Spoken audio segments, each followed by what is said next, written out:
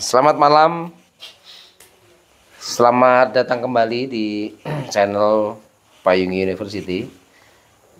Malam ini saya main di kediamannya Mas Ahmad Matskur.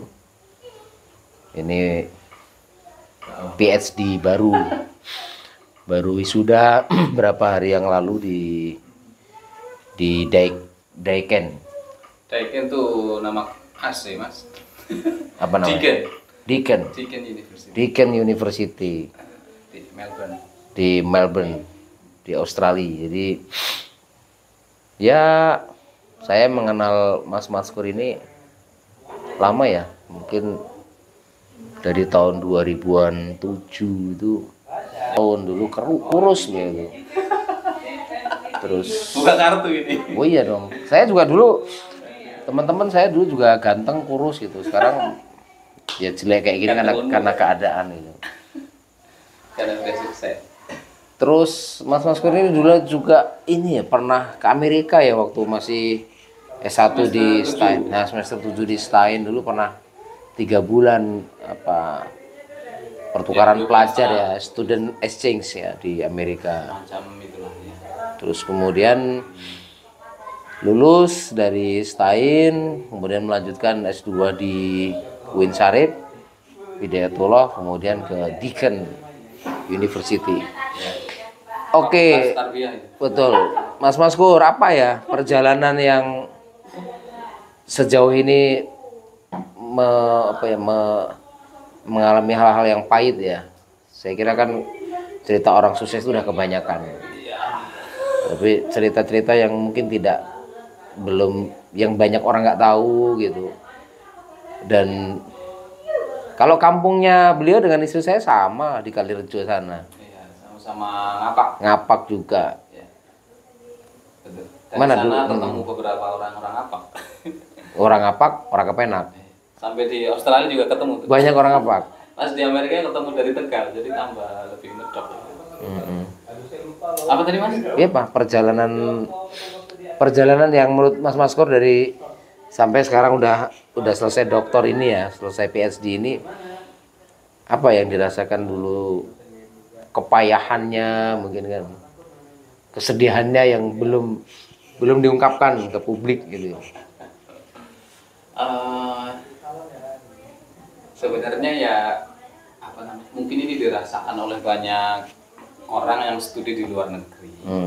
Karena asumsi kebanyakan orang kalau kita studi di luar negeri itu ada dua, sekolah di tempat bagus dibayarin sama jalan-jalan ke luar negeri. Oh, iya. Itu yang sering diasumsikan seperti itu, dan sebenarnya itu padahal juga apa namanya, di beberapa poin itu betul ya. Karena memang nyatanya kita kuliah dengan beasiswa gitu, dan karena sudah di sana tentu saja punya kesempatan untuk berkunjung ke beberapa. termasuk bisa bikin rumah ini kayaknya ya. Iya kan? Ya, sebagian, karena student itu misalnya di Australia itu punya hak, visa student itu punya hak untuk part time. Jadi yang sehari itu 4 jam. Kerja di sana apa? Kerja apa di sana? Apapun. Oh, saya pernah kerja di tukang cuci piring di restoran. Kemudian saya pernah jadi housekeeping. Bersihin WC di hotel, bedding. Yang terakhir saya bekerja di kantor sebagai OB. Petik buah pernah nggak musim panas ya? Memetik buah tidak pernah, istri yang pernah. Saya tidak pernah yang memetik buah karena dia biasanya full seharian. Dan itu kan kalau full saya nggak bisa karena jadi nggak punya kesempatan untuk Belajar ya. nulis gitu ya. Karena PhD itu kan bisa dikatakan 90% nulis gitu. Riset nulis. Ya itu jadi, dan karena kita student yang membawa keluarga, biasanya itu akan, karena biaya hidup yang mahal, itu menjadikan kita harus bekerja, sambil bekerja gitu untuk mencukupi keseharian kita dan keluarga.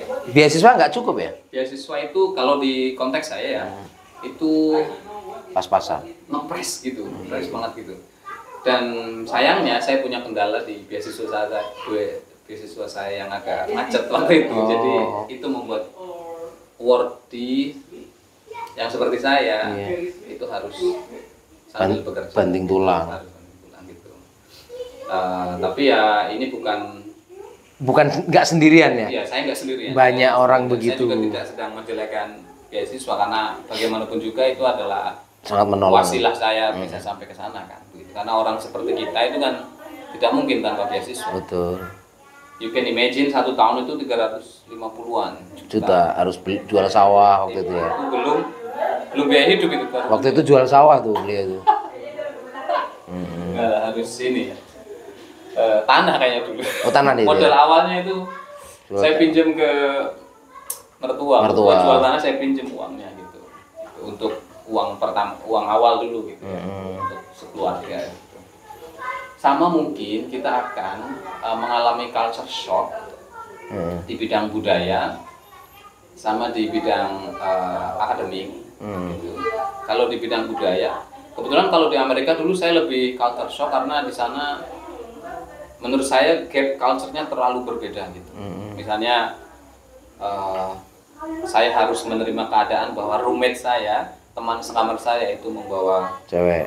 pacar dan stay di kamar kami gitu. Jadi Mas Darma bisa bayangin tuh situasi. Dan itu masih soleh-solehnya ya. Woi, saya tinggal di musola waktu itu kan. Takbir ya dulu. Dari Marbot berangkat ke Amerika harus melihat Amerika yang sangat sangat bebas liberal. gitu ya. Ternyata keimanan tuh diuji di lapangan, Asli, bukan di masjid. Gitu. Keimanan, belajar fikih di pondok itu dipraktekkan waktu pergi-pergi di tempat yang sangat berbeda gitu ya. Di Indonesia saya nggak pernah misalnya praktek istinja, selalu pakai air kan. Di luar negeri? Di luar negeri harus pakai tisu gitu ya. Oke. Jarang sekali airnya kan. Gitu. Apalagi kalau di public facilities gitu kan. Kalau di rumah sendiri kan kita bisa pakai gayung misalnya. Gitu. Kemudian kalau di Australia itu yang paling culture shock adalah karena negara itu sangat open terhadap apapun, termasuk LGBTQ. Gitu ya. Oke. Jadi kita akan bisa melihat sehari-hari itu kayak pasangan laki-laki. Itu bukan inklusif tapi itu liberalisme. Iya mungkin kalau di sana mereka nyebutnya inklusif sih. Inklusif ya. Jadi oke. Terus apa namanya? Kalau di akademik masih lanjut ini Mas? Masih terus. Kalau di akademik ini saya yang rasakan tuh lebih membahagiakan ya. Kalau kuliahnya di sana. Misalnya nanti Mas Darma mau S3 nih ya, saya pastikan bahwa S3 di sana itu sebenarnya jauh lebih mudah. Oke. Ya, misalnya di konteks Itu by riset ya? Ya, yang research gitu ya. Ada juga yang by publication gitu ya. Kalau saya yang pakai traditional thesis, jadi ya bikin tesis, bikin disertasi gitu. Di situ tidak, pertama mata kuliahnya sedikit. Kedua, tidak ada kita nulis tesis. Kewajiban skopus-skopusan kayak Indonesia itu ya? Itu tidak ada. Itu benar-benar tergantung supervisor, tergantung profesor. Kebetulan profesor saya tidak mewajibkan. Meskipun selama studi saya publish juga sama beliau, tapi beliau tidak mewajibkan. Karena beliau menekankan your main job is thesis gitu. Nanti kalau mau nulis setelah tesis. Jadi makanya sekarang lagi nulis karena udah selesai. Tugas utamanya nyelesain disertasi. Iya betul. Kan sesuai kan sama kata teman-teman, disertasi yang baik adalah yang selesai. Sama, mereka sangat menghargai kita sebagai bimbingannya. Ini yang coba saya mau terapkan kalau nantinya saya di Yayan ini ya. Kalau saya nggak bisa merubah banyak hal ya, ya mungkin merubah dari lingkup kecil bimbingan saya. Jadi kira-kira tega nggak mahasiswa nungguin di depan terus sampai sore? Tidak tega. Saya tidak akan tega gitu. Di WA dibalas? Di WA dibalas. Udah komitmen jam segini. Yakin tidak akan melakukan kekerasan seksual pada mahasiswa? Tidak dong. Mahasiswi. Ya ini harus open ya. Kita kan sebagai dosen muda mesti betul. bisa mengubah hal-hal yang selama ini mungkin ditutupi, tapi kita bisa keluarkan ini sebagai sebuah resolusi kita sebagai energi muda kita. Gitu. Iya betul. Misalnya kayak karena agak berbanding terbalik begitu ketika nggak semua pembimbing kita di Indonesia, pasti banyak juga yang bagus sekali gitu. Yang saya alami di Australia itu adalah setiap mau bimbingan, maka supervisor akan bertanya dulu kepada kita, Ahmad, next meeting, kamu bisanya hari apa, jam berapa? Jadi mereka nanya dulu availability kita gitu, bisanya kapan, bukan dia yang bentuk. Jadi tidak ngebangun relasi kuasa. Iya tidak. Besok ketemuan jam sekian. Iya betul. Ya, relasi kuasa. Bahkan dia menyebutkan bahwa kita bertiga karena pembimbingnya dua adalah tim gitu, tim Ahmad. So you are the leader for your thesis, kami adalah anggotamu. Jadi kamu yang memimpin riset ini. Kamu yang memimpin dan kita ada yang support, yang backup kamu dari belakang gitu. Dan itu terbukti sangat humanis ketika bimbingan. Sebelum bimbingan selalu bertanya keadaan, kondisi kesehatan, finansial, anak istri, keluarga, begitu ditanyakan dulu sebelum ke bimbingan. Karena mereka semua yakin bahwa itu berpengaruh kepada studi. Gitu. Kemudian itu memang SOP person apa SOP yang dibangun di kampus di Australia, termasuk di Deakin University tadi? Iya, Australia itu kan secara umum sangat mendepankan equality ya, kesetaraan gitu ya.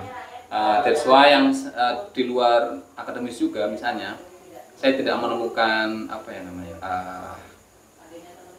judgement sosial seperti di kita lingkungan apa gitu. Terlalu ngurusin orang ngurusin orang, betul. Misalnya kayak recehan dibahas ya, terus misalnya kayak kamu HP-nya apa, kamu mobilnya apa, kok masih pakai motor, urusan domestik dibahas-bahas ya. Gitu.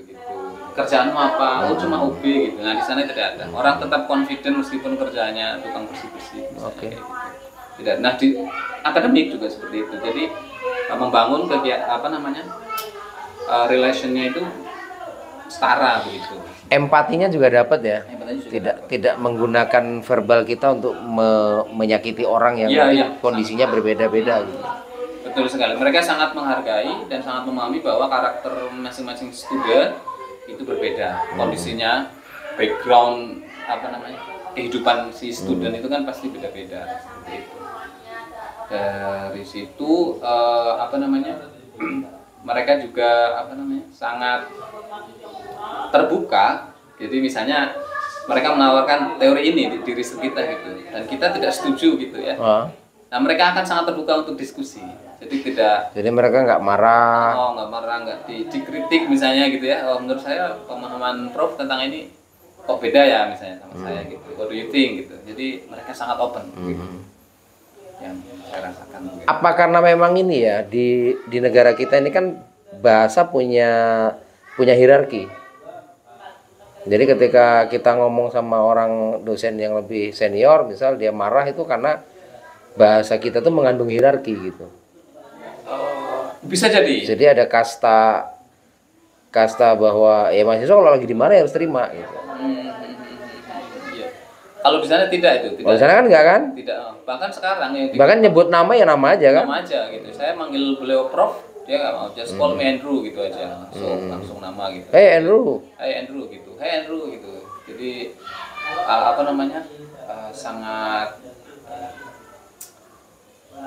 punya egaliter. Jadi setara gitu. Jadi kalau di negara kita disebut kurang ajar. Kita kurang ajar gitu ya. Nah, misalnya mahasiswa Mas Dharma panggil Dharma. Oh Dharma, come here. Nggak enak banget itu mestinya. Nilainya kayaknya langsung. Ya gitu. Beberapa hal di selama studi itu benar-benar mempengaruhi cara berpikir. Ya. Seperti itu yang semoga bisa jadi bekal lah gitu. Mas, kan ada ini Mas. Tanya yang lain ya. Ada namanya indeks nilai Islam. Ada namanya orang Islam. Pernah lagi nih. Ya kan? Jadi kayak bagaimana orang-orang non-muslim ini taat pada aturan, tidak buang sampah sembarangan, mungkin dia budaya ngantri. Sedangkan di negara-negara Islam ini di masjid aja sendal hilang gitu kan. Kenapa? Terus. Gimana tuh selama berapa tahun sih? Akhirnya 3 tahun ya? 3 tahun. 3 tahun ini apa yang didapat? Ya? Iya ya. Jadi kayak itu benar sih Mas. Jadi kadang-kadang kita ironi ya. Kenapa indeks misalnya the most Islamic countries misalnya, ternyata waktu itu misalnya pernah Norwegia, New Zealand begitu ya. Kenapa enggak Indonesia yang largest Muslim population atau Arab Saudi begitu ya? Sepertinya memang mungkin mereka itu kan tidak sedang melaksanakan Islamic value sebenarnya kan, tidak sedang itu. Tapi yang saya lihat adalah karena itu kan universal, sebenarnya kebaikan itu kan sebenarnya universal gitu. Jadi kayak tepat waktu, menjaga kebersihan, itu mereka itu memang budayanya sudah terbentuk seperti itu. Jadi, meskipun tidak ada pelang-pelang an-nazafatu minal iman, tapi mereka tetap menjaga kebersihan karena memang sudah menjadi budaya gitu. Jadi apa, behavior, habit, culture udah. Betul. Saya waktu di Amerika juga pernah punya pengalaman gitu. Saya agak ngeyel waktu kita hiking di gunung, kemudian saya buka permen dan saya buang begitu. Dan itu ditegur sama guide bahwa nanti ada polisi, semacam polisi hutan yang biasanya keliling gitu, dan kamu akan dapat fine atau akan dapat denda gitu. Oke. Oh ya, saya ambil tapi sambil nggak, masa sih di gunung kayak gini. Ya, nggak berapa lama setelah itu ada 2 polisi pakai sepeda gunung. Lewat. Begitu ya. Maksudnya ternyata seserius itu gitu. Cara memanusiakan alam gitu. Jadi menghormatinya tuh nggak secara manusia tok gitu Mas. Gitu. Itu ditanamkan di pendidikannya mungkin ya? Ya, misalnya yang saya lihat Rasya ya, karena Rasya kemudian mengalami 1 tahun di sana. Jadi saya lihat Rasya ini putranya Mas iya. Ahmad Maskur. Jadi waktu umur 3 tahun dia masuk yang kelas 3 tahun. Sebenarnya cuma seminggu sekali, tapi full sampai jam 4 sore gitu. Yang saya lihat adalah pertama tidak ada sama sekali pelajaran hitung-hitung, baca-membaca. Yang diajarkan adalah Habit. bagaimana kemampuan habit dia untuk survive, untuk kegiatan sehari-hari. Buang sampah, pipi sendiri, cebok sendiri, pakai cuci tangan sendiri, masukin tisunya untuk ngelap itu ditaruh di mana. Itu sangat struktur. Makanya sampai sekarang itu kalau mau tidur misalnya, dia nggak akan mau kalau nggak dibacain buku. Jadi didongengin. Dan ini agak lucu karena pas kami pulang, yang culture shock itu justru Rasya. Karena dia melihat misalnya untuk masalah buang sampah, dia sudah seperti SJW Mas. Jadi orang social justice warrior. Jadi kayak kenapa orang buang sampah di sini? Waktu kemarin pulang ke Lerjo lihat bapak saya bakar sampah, nggak ada mobil sampah kan di sana, orang kampung dibakar sampah. Kenapa grandpa bakar sampah ya? We have to save the earth kata dia. Ketinggian sih bahasanya, tapi saya kaget kenapa bahasa mesti gitu. Tapi mungkin di sekolahan itu dia diajarkan. Udah ditanam. Sama ini Mas, kayak saya juga kaget. Karena di sana setara ya, manggil gurunya yang umur 60 tahun tuh bisa nama doang kan. Itu dia pernah juga menegur saya waktu saya marah. Waktu saya marah dengan suara yang tinggi, keras, bentak begitu, dia langsung, "Can you speak slowly please?" Saya langsung terenyuh gitu lah ya. Maksudnya saya dulu nggak bakal berani ketika lihat bapak saya marah itu ya. Diam dan bisa jadi saya kencing gitu. Tapi rasa ya agak equal jadinya kayak mentarakan dulu gitu. Tapi harus di-adjust sama kondisi kultur di sini. Iya, lama-lama dia juga akan kembali ke feodal. Oke, saya kira obrolan ini cukup di sini. Nanti kalau kita ada waktu luang lagi kita akan lebih dalam. Selamat datang di negara tanpa tiket. Dan di sini kita memperjuangkan sesuatu. Saya berharap Mas Maskur bisa memberi warna lah bagi kampus kita, memberi energi baru dan membawa perubahan-perubahan kecil sampai besar. Tapi konten ini konten Payungi University, salam Payungi. Salam Payungi.